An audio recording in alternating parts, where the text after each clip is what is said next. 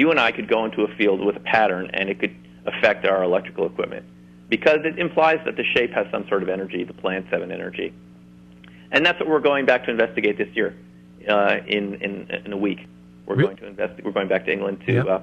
We pay farmers, we work with them, and we lease their fields, we rent their fields, and make patterns, and see if we can recreate the magical effects that we've seen in other more famous patterns that are more widely known. So I would imagine then that these people who claim authorship of these circles, there have to be some that are doing it for dubious reasons.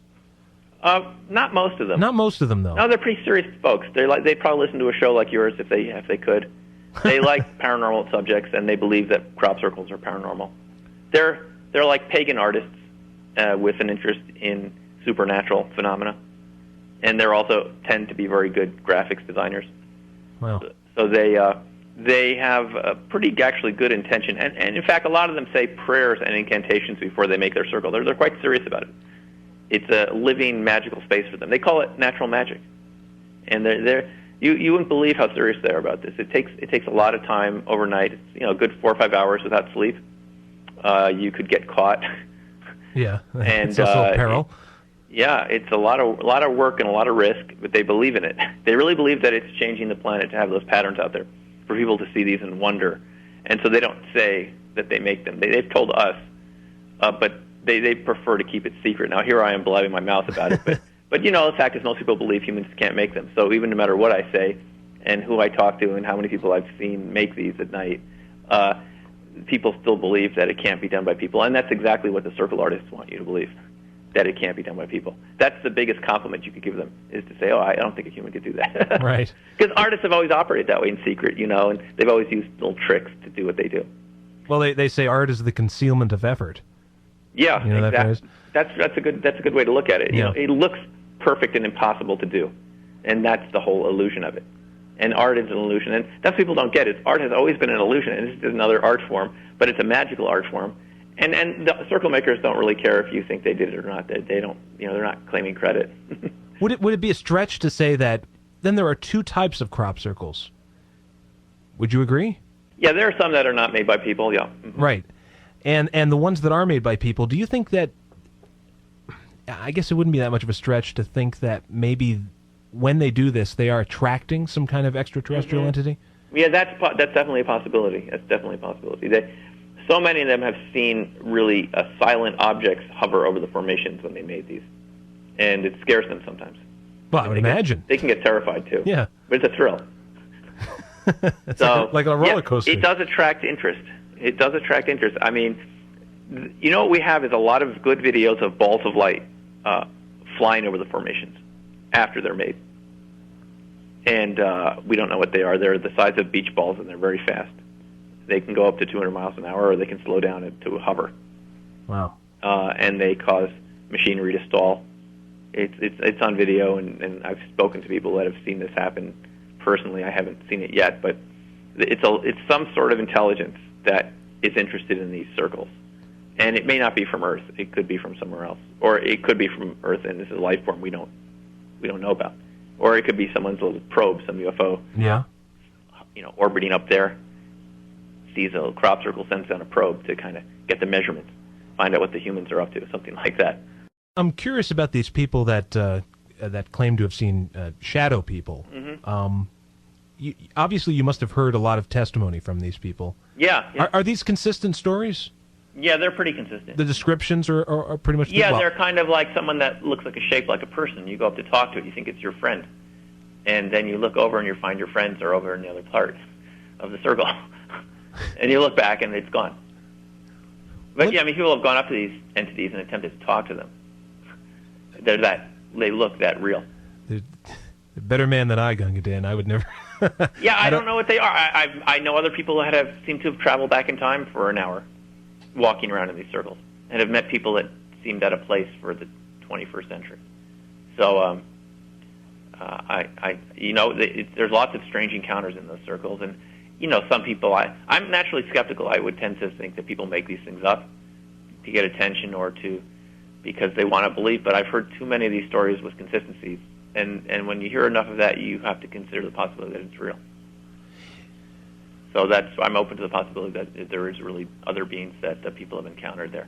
I mean, I even know a story of a farmer that encountered these little 3-foot beings in an area where he had apple trees, and all the apples were gone from the trees in the area of a circle when he went out, and he encountered these little beings out there.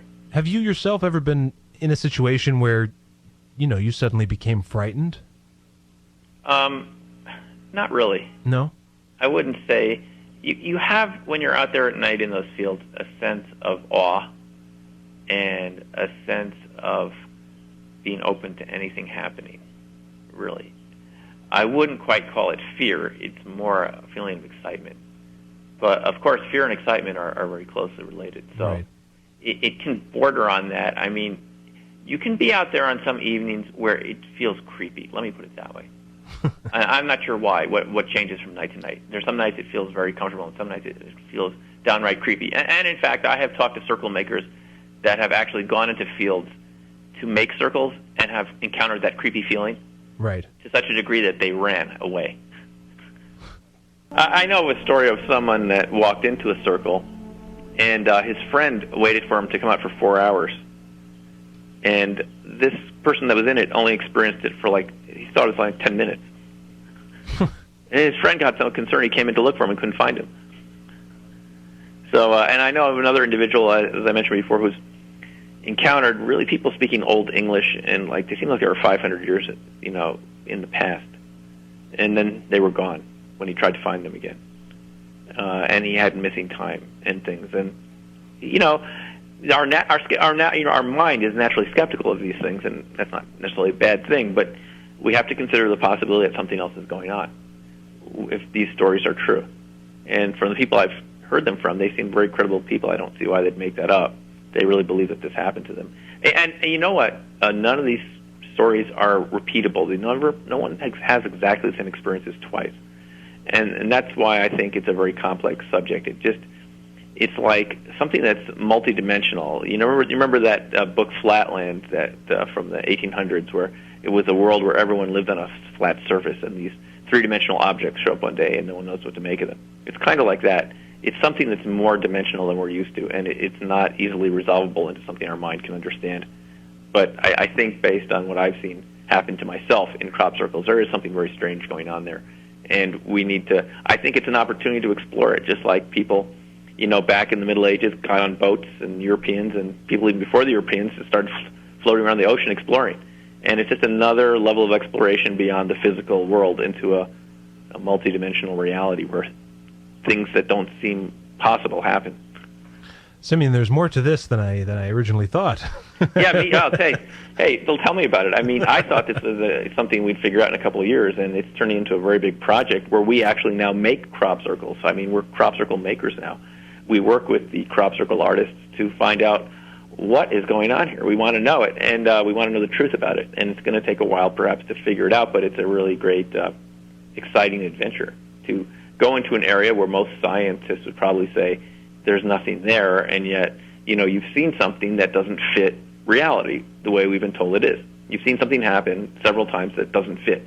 And a good scientist will take that as that anomaly and start looking for other explanations, other paradigms, not the existing ones, and that's where we're at with it. We know there are strange things happening there that can be documented and filmed that really happen, and yet we don't know why, and yet there's a whole range of other experiences of people's stories where we can't always verify it, but these people seem convinced that these things happen to them.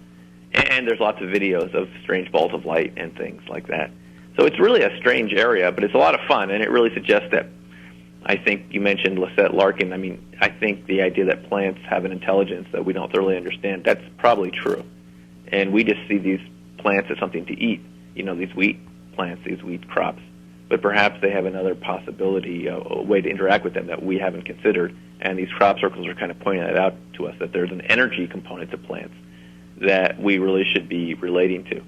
You're going to upset a lot of vegetarians tonight. Well, vegetarians eat wheat, don't they?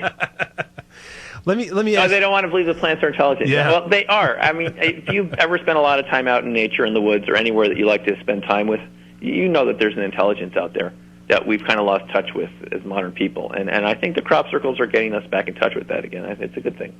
Well, I imagine you've collected a lot of these stories in your book. In Opening Minds, yeah. Opening Minds, A Journey of Extraordinary Encounters, Crop Circles, and Resonance. Mm-hmm. I imagine that people listening tonight are probably going to want to find out more about that. So where can they go? Well, I would just recommend, first of all, going to my website, openingminds.info, just like the title of the book. Okay, openingminds.info. Right. I have a lot of, first of all, pictures of remote viewing sessions where you can see what the picture was, the hidden picture that we put in the folder, and what the person was able to draw or describe. And I think if you take a look at that, you'll see that this is not something that's happened randomly, that people get really accurate pictures of drawings of these pictures, which should not happen all that frequently if it's purely random. And they're also in Opening Minds, they're pictures, but you can see them for free on the website. And then I also have pictures on the website of the crop circles, of strange things happening in crop circles, battery failure, really good crop circles that were made by people that were filmed, that we know without a doubt were human-made, and they look really good. And also there's information about ordering Opening Minds. You can get it from the website. It's available on Amazon.com. You can order it from your bookstore or your library. And there's also an 800 number, which I can give out before we on the lighter side, what did you think of the film Signs? You know, I'm glad you asked. I just rewatched that a couple days ago. And I thought they could have gone a little farther with the crop circle theme. I mean, they could have shown really strange things happening in the crop circles besides just it being kind of like an area for the aliens to kind of hide in and around, you know? Yeah, right. Because really strange things really do happen around crop circles. It would have been neat to go in there and see their batteries die, you know, or see a ball of light come over or something. Right. Even if it didn't totally have an explanation at the end, it's because that's really what happens around real crop circles. Let me just tell you that, just briefly, we made a crop circle in Kansas last year about this time of year, and we took pictures of it. And I had a digital camera with my colleague, Ron Russell, who took pictures with his good quality slide camera. All of the crop circle pictures that came out, and some of them didn't come out, but the ones that came out had very strange light formations on them, and none of the other slides did from other locations where the pictures were taken. So strange things happen around it, and it would be neat. Maybe they took a picture of the crop circle and something shows up on it, you know, that you can't see with your eye. That would have kind of made the movie, to me, a little more believable, actually. Right. But it was kind of a fun movie in a lot of ways, too. Yeah, I think what they were. I guess if they had gone in that direction, they might have confused viewers who didn't have any kind of knowledge of crop circles whatsoever. It's possible. It's possible. I would have stretched it a little farther just to make it a little more, even a little stranger than it was. It wasn't quite strange enough for me for a science fiction movie. Let me ask you, why do you think extraterrestrials would have so much of an interest on what goes on in this planet? Well, it's an interesting planet, obviously. I mean, there's so many contrasts here. There's good and there's bad and everything in between.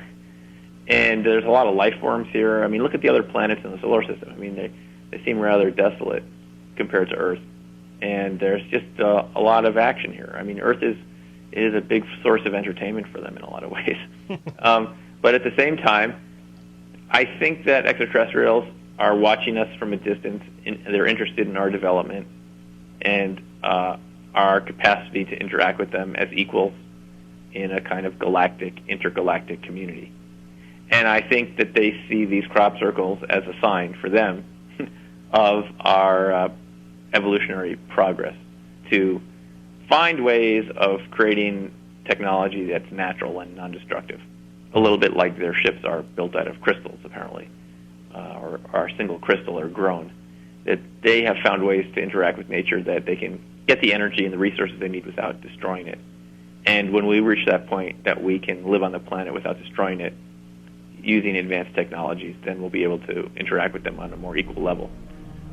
I think that's part of their motivation in monitoring crop circles, at least, and finding out what stage we're at. You know, have we cracked the code yet of crop circles to figure out exactly what sort of shapes create what sort of energy in a repeatable way?